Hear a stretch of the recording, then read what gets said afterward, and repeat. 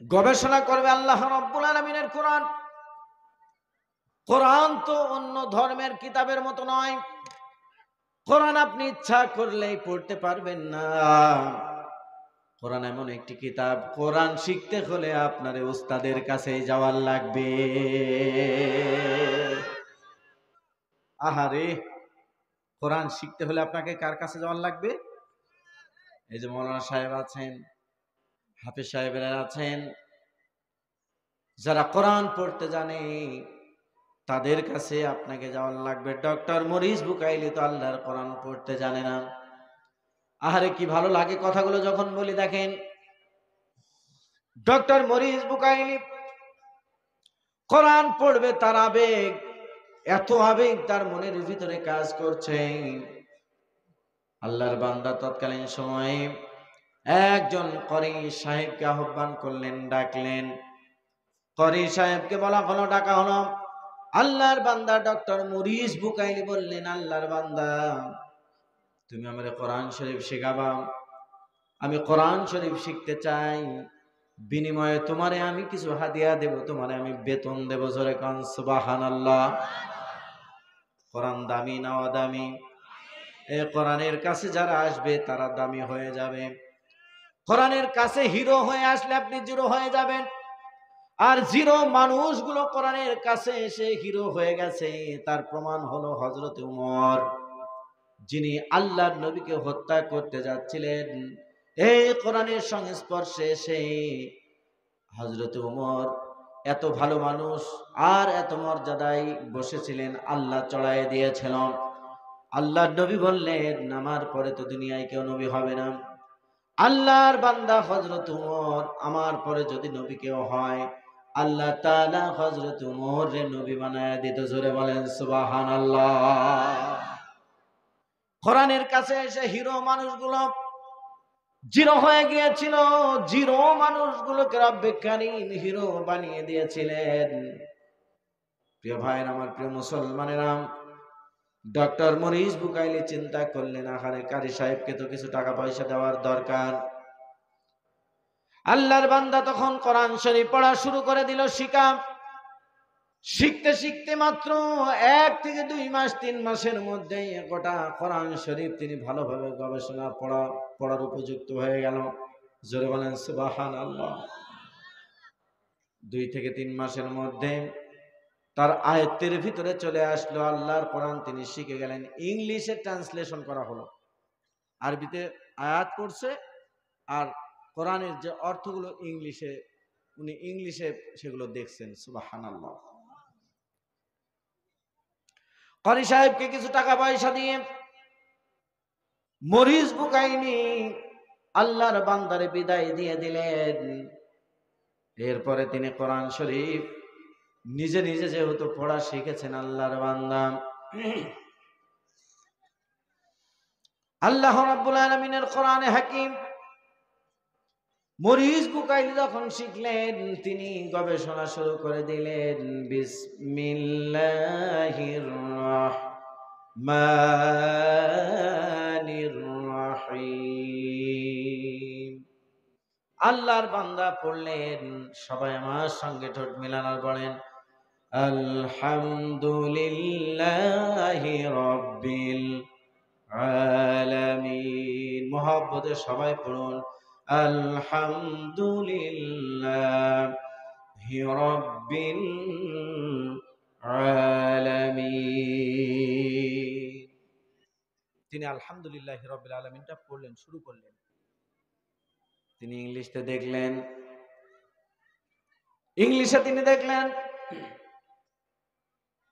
আলহামদুলিল্লাহি রাব্বিল আলামিন। আরে কত সুন্দর কথা! সমস্ত প্রশংসা ওই মালিকের জন্য। আলম এক বচন, আলামিন বহু বচন, যিনি আসমানের মালিক, আরশে আজিমের মালিক, যিনি জমিনের মালিক, আমার মালিক, তামাম দুনিয়ার যিনি মালিক। জবান ছেড়ে দিয়ে বলেন তো তিনি কে? আহারে কি চমৎকার কথা! ডক্টর মরিস বুকাইরির মন ঘুরে গেছে। একটা আয়াত পড়েই তার মনে একটা কৌতূহল তৈরি হয়ে গেছে। সুবহানাল্লাহ। একটা আয়াত সূরা ফাতিহার প্রথম আয়াতটা। তিনি ভাবলেন, আহারে কি সুন্দর কথা, সমস্ত প্রশংসা তার, যিনি আসমান আর জমির সবকিছুর মালিক। আল্লাহর বান্দা তখন পড়লেন, এরপরে পড়লেন আর রহমানির রহিম, তিনি হলেন পরম করুণাময়, অতিশয় দয়ালু। মালিকি ইয়াউমিদ্দিন, তিনি হলেন বিচার দিনের মালিক। আহারে আল্লাহর বান্দা তখন চিন্তা করলেন, বিচার দিন বলতে তো ওই দিনকে বোঝানো হয় যেদিনকে তাম দুনিয়ার মানুষগুলোকে একত্রিত করা হবে, কিয়ামতের ময়দান কায়েম হয়ে যাবে। কিয়ামতের ময়দান যখন কায়েম হয়ে যাবে, তাম দুনিয়ার সব মানুষগুলোকে কিয়ামতের ময়দানে আল্লাহর সামনে দাঁড়িয়ে যেতে হবে। সব মানুষকে আল্লাহর সামনে দাঁড়ানোর পরে জীবন আর যৌবনের হিসাব আল্লাহর কাছে দেওয়ার লাগবে। রব্বুল আলামিন বলবেন, ও আমার বান্দা, তোমার যে 60 বছরের জিন্দেগি তোমাকে দিয়েছিলাম, 60টা বছর দুনিয়াতে তুমি বেঁচে ছিলে, এই হায়াত নামক তহবিলটা তুমি কোন রাস্তায় ব্যয় করেছো আজকে আমারে তুমি বলো। ও ফারাক্কার মুসলমানের আমার, একটু ভালো করে জবাব দেন তো। 60 বছরের জিন্দেগির হিসাব যদি কিয়ামতের ময়দানে আল্লাহ আপনার আর আমাকে নিতে বলে, দিতে বলে, এমন কোন মানুষ এখানে আছেন নাকি 60 বছরের হিসাব আপনি আল্লাহর সামনে দাঁড়িয়ে দিতে পারবেন? পারবেন কেউ? সম্ভব নয়। অথচ কিয়ামতের ময়দান আল্লাহ রাব্বুল আলামিন আপনাকে ডেকে বলবে, আমারে ডেকে বলবে, ও হাবিবুর রহমান রে, তোমার যে 70 বছর বা 50 বছরের হায়াত দিয়েছিলাম, এই হায়াত নামক এই সময়টা তুমি কোন রাস্তায় কাটিয়েছো তুমি আমারে বলো। 2 নম্বর, কিয়ামতের ময়দানে প্রশ্ন করা হবে, রক্তের তেজ তোমারে দিয়েছিলাম, তোমার শরীরের তেজ ছিল, যৌবনের উন্মাদনা ছিল, যৌবন তোমারে যৌবন কাল দিয়েছিলাম, যৌবনের উন্মাদনায় কি কি কাজ করেছো যৌবনের হিসাবটা দিয়ে যাও। আল্লাহ তাআলা বলবেন, আল্লাহর বান্দা তুমি আমার বান্দা বলো, কোন রাস্তায় টাকা পয়সা উপার্জন করেছ, কিভাবে টাকা পয়সা কামাই করেছিলে বলো, আর কোন রাস্তায় খরচ করেছিল, এই টাকাগুলো কোন রাস্তায় ব্যয় করেছিলে সেটা আজকে আমারে বলো। 4 নম্বর, রব্বুল আলামিন বলবেন, তোমার যা জ্ঞান দিয়েছিলাম, তোমার ওই জ্ঞান অনুযায়ী তুমি জীবন আমল করেছো কিনা সেটা আজকে আমারে বলো। ডক্টর মরিস বুকাইলি এগুলো যখন চিন্তা করলেন, আহারে কি চমৎকার কথা, কিয়ামতের ময়দানে আল্লাহর সামনে দাঁড়িয়ে জীবনের হিসাব দেওয়ার লাগবে, সময়ের হিসাব দেওয়ার লাগবে, কালের হিসাব দেওয়ার লাগবে। এ কথা আল্লাহর বান্দা পড়তে পড়তে এক পর্যায়ে তিনি তখন সূরা ফাতিহা শেষ করে ফেলেছেন। জোরে বলেন আল্লাহু আকবার। সূরা ফাতিহা যখন শেষ হয়ে গেল, আল্লাহর বান্দা পড়া শুরু করে দিলেন, আলিফ লাম মিম। আল্লাহু আকবার পড়ুন, আল্লাহু আকবার, আল্লাহু আকবার। আলিফ লাম মিম থেকে শুরু করে আল্লাহর বান্দা যখন এই আয়াত পড়লেন, যালিকাল কিতাব লা রাইবা ফীহি, এটা এমন একটি কিতাব, আল্লাহ রাব্বুল আলামিন নিজেই চ্যালেঞ্জ ছুড়ে দিয়েছেন, এর ভিতরে যারা পরিমাণ কোনো সন্দেহ নাই, কোনো ভুল নাই। ডক্টর মরিস বুকাইলি পড়তে পড়তে এক পর্যায়ে তিনি চলে গেলেন, ওয়া ইন কুনতুম ফি রাইবিম মিম্মা নাযালনা আলা আবদিনা ফাতু বিসূরাতিম মিন মিসলিহি ওয়াদউ শুহাদাআকুম মিন দুনিল্লাহি ইন কুনতুম সাদিকিন। জোরে বলুন আল্লাহু আকবার। মাঝে মাঝে লোক উঠতেছে, কারণটা কি? ওই একই কারণ নাকি অন্য কারণ?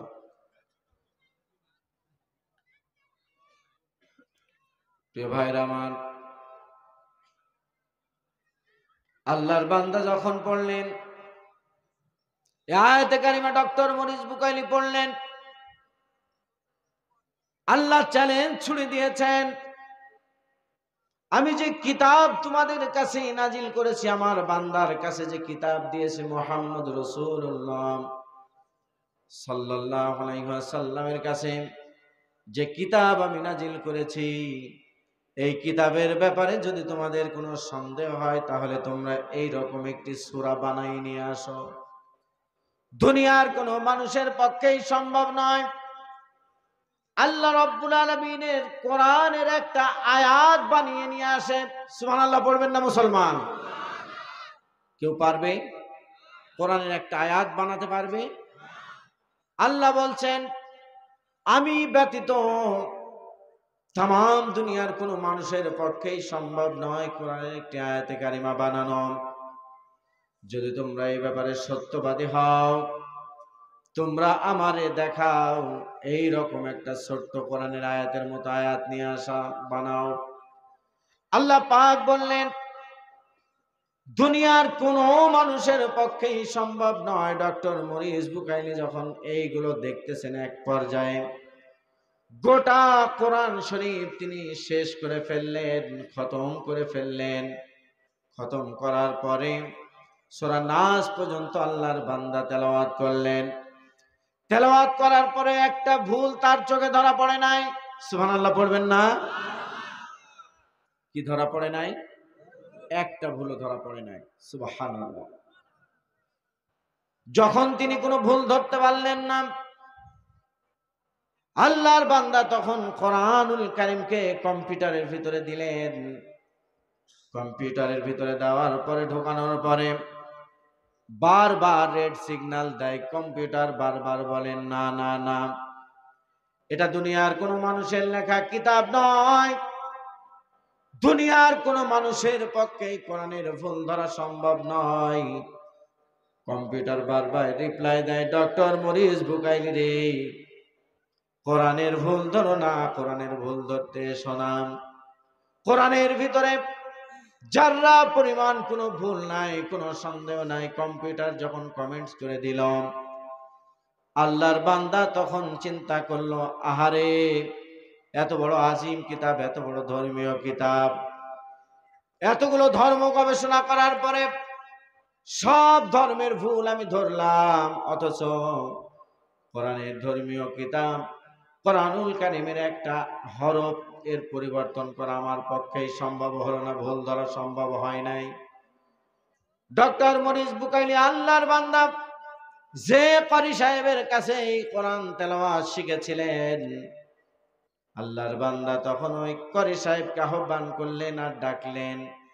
ডাকার পরে ক্বারি সাহেবকে ডক্টর মরিস বুকাইলি বললেন, ওগো আল্লাহর বান্দারে, কোরআনের ভুল ধরার জন্য আমি কোরআন শিখেছিলাম, আমি তো কোরআন পড়ার জন্য কোরআন আমি শিখি নাই।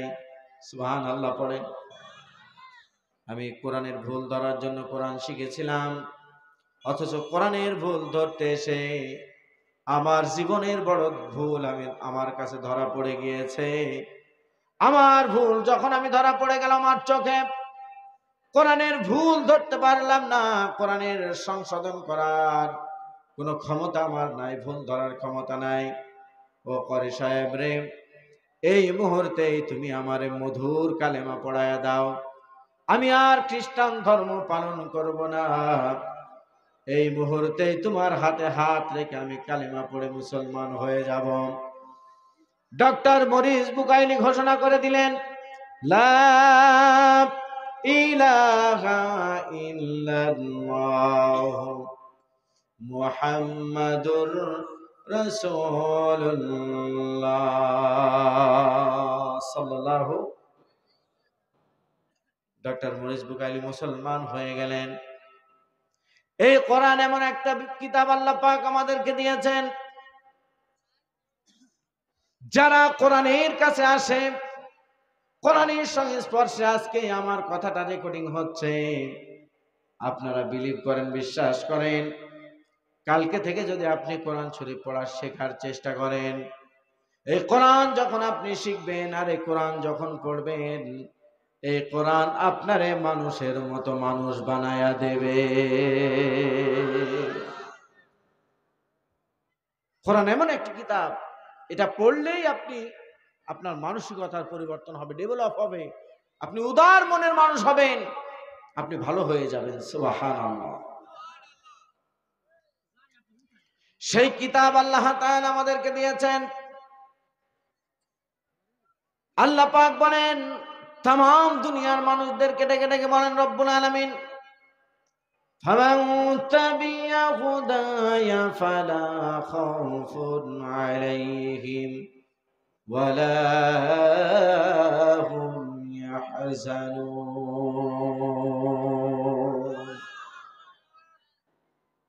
কান খাড়া করেন, আপনাদের ভালো লাগবে। কোরআনুল কারীম এমন একটা জীবন পদ্ধতি। রব্বুল আলামিন বলেন, ফামান তাবিয়া হুদায়া,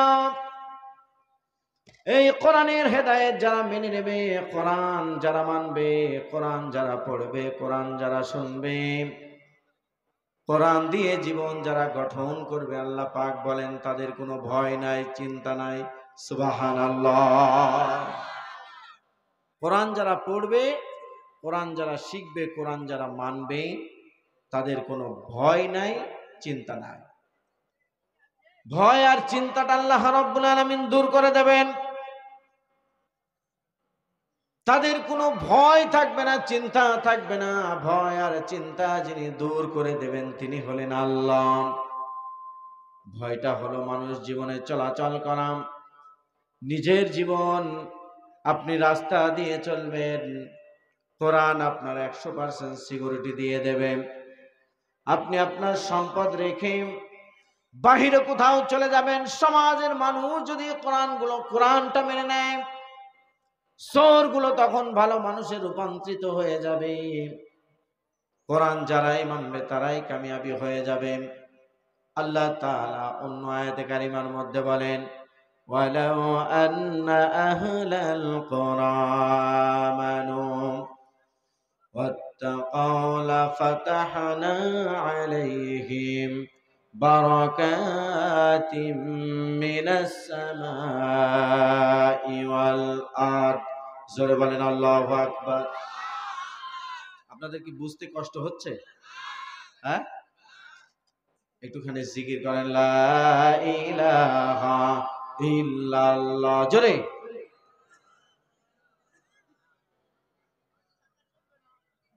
লা ইলাহা ইল্লাল্লাহ, লা ইলাহা ইল্লাল্লাহ মুহাম্মাদুর রাসূলুল্লাহ সাল্লাল্লাহু আলাইহি ওয়াসাল্লাম।